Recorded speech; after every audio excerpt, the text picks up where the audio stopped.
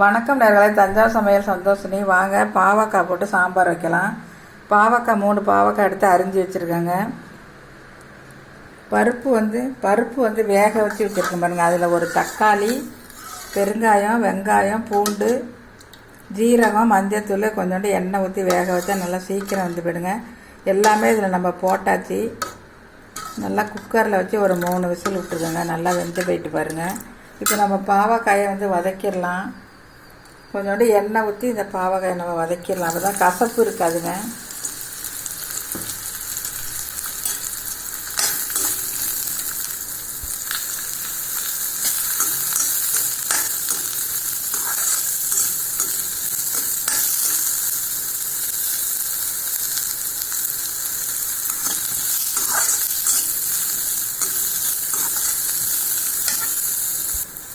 இப்போ நல்லா வதக்கியாச்சுங்க. இப்போ எடுத்துடலாம்.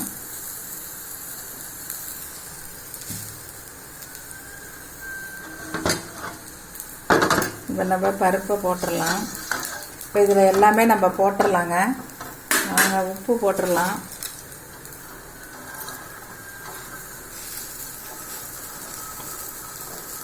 புளி ஊற்றிருக்கேங்க. கொஞ்சமாக புளி ஊற்றிக்கோங்க.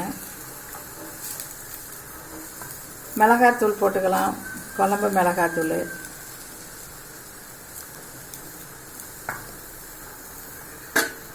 அவ்வளவுதாங்க. நல்லா கொதிச்சோன்னா நம்ம பாவக்காய் போட்டு கொதிக்க வச்சுட்டு தாளிப்பு கொடுத்து இறக்க வேண்டியதாங்க. சூப்பராக இருக்கும்.